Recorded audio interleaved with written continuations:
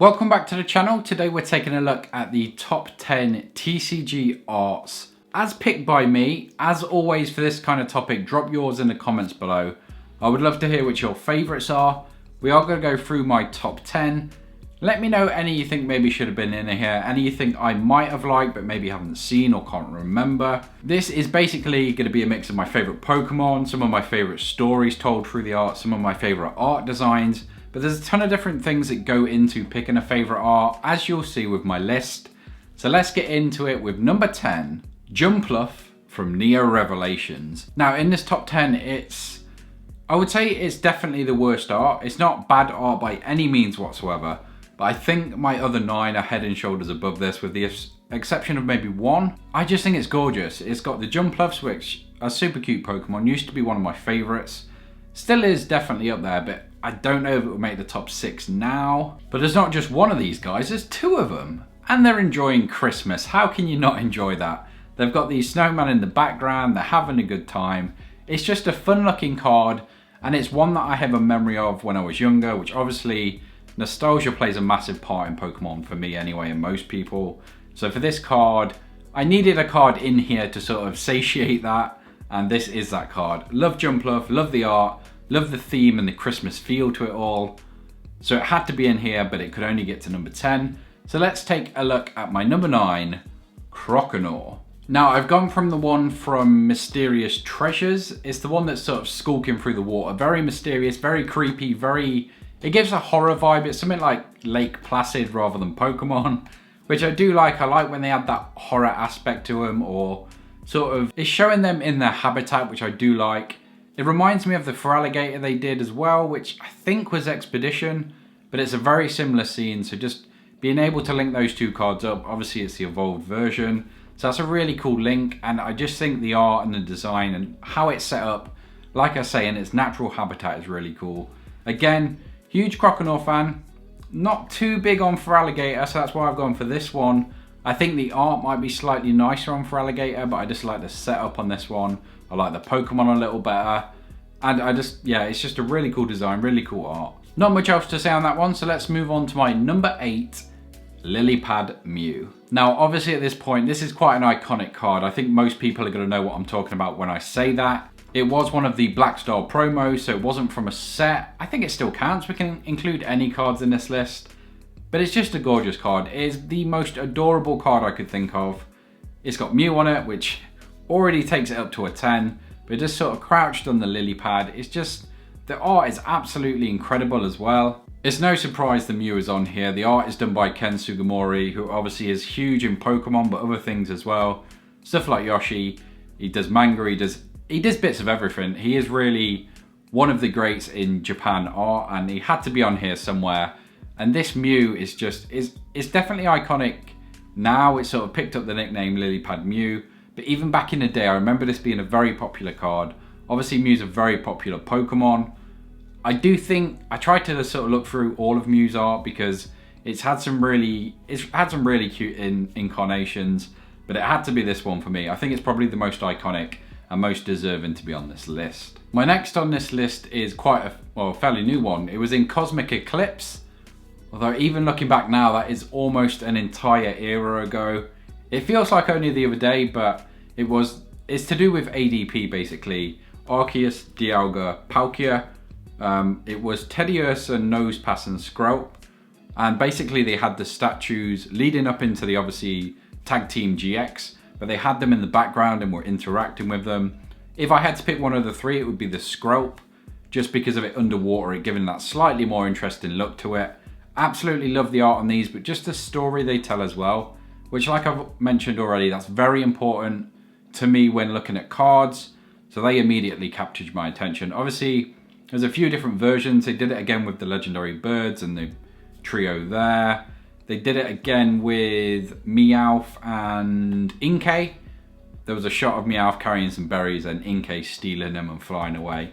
Anything where you can connect cards, I think, is definitely a plus for me. This one could have maybe gone higher. Like I said, it's really important the story the art tells to me, and these hit that nail on the head. Coming in at number 6 is probably one of my most sought after cards, but it's also maybe the most expensive on this list, and one that I just can't really I can't put the money into it at the minute. Maybe at some point, but not right now. And that is the Charizard alternate art from Brilliant Stars. Now, there is no question this is one of the most gorgeous cards to come out in recent years. It depicts Charizard fighting a Venusaur in this really cool battle. I love the dynamic of how this shot is set up. It's absolutely gorgeous.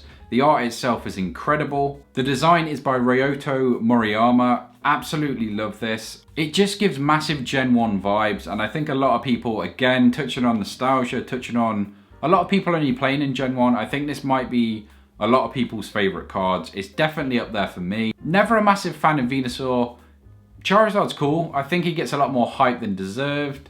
Although saying that, I've put him on my list, slap bang in the middle, so I do really like him, but maybe not as much as some people, which is why this card is so expensive and why, if I was going to buy one, it probably wouldn't be that one. Another Ken Sugimori classic on this list, and it is Shining Gyarados.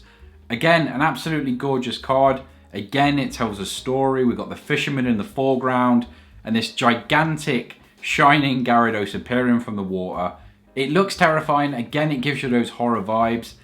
It feels very scary for what is a Pokemon card. But again, it recreates those moments from Lake of Rage in Silver and Gold, whichever you played, Crystal, which was a really cool moment, and having that in a card, I think, again, recreating those moments that we saw in games in card version is another massive plus for me, and that's why it's so high on my list. Scoring again on this list is Mitsuhiro Arita's Mewtwo GX from Shining Legends. Now, this is a card I almost had. So before the massive Pokemon boom, before all of that, I'd arranged to buy it. Now, the person selling it took a few weeks. I re-messaged them and said they'd get it sorted for the next week. The big boom with the Logan Paul stuff all happened within that week period, or it started to happen anyway. And by the time it was another few weeks we had got to it, the card had shot up. It had I'm sure I was going to get it for it was a small amount anyway, and it had quadrupled, maybe even more. What even the 8 version of that would be. But it had just flown up in price, and I no longer wanted to buy it. It was one I was just going to pick up to store away from my collection.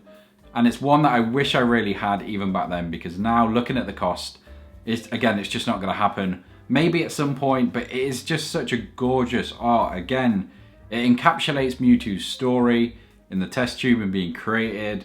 And it does, again, I know I keep touching on it, but it sums up all of Gen 1 and that nostalgia and the first movie.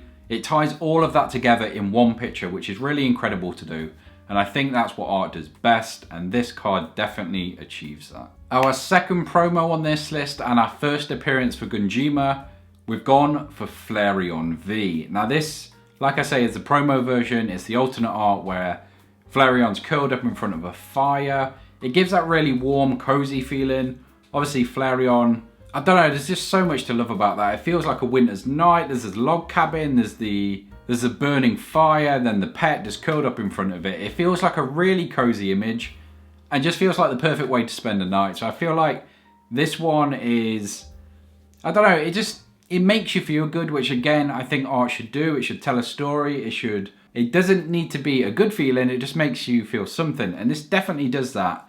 And the fact it is a good feeling, I think, is why I've ranked it so high.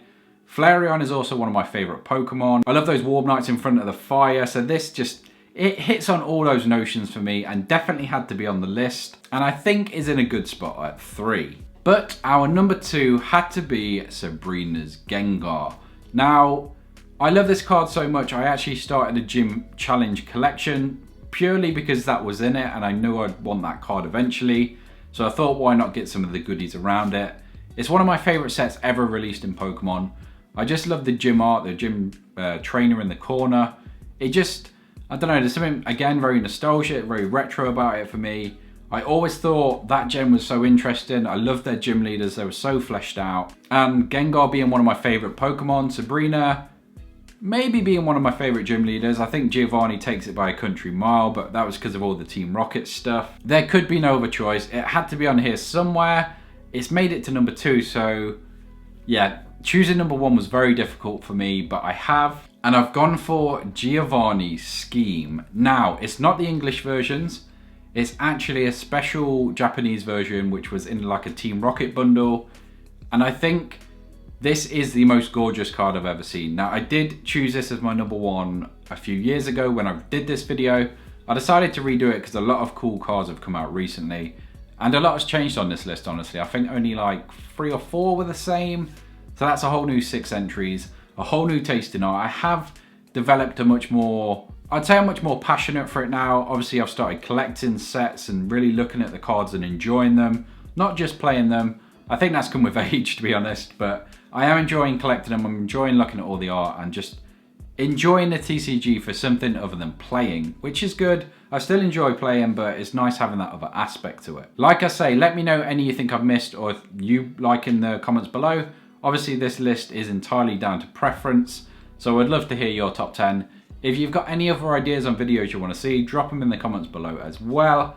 That's all I've got for this episode though, so I will catch you in the next one.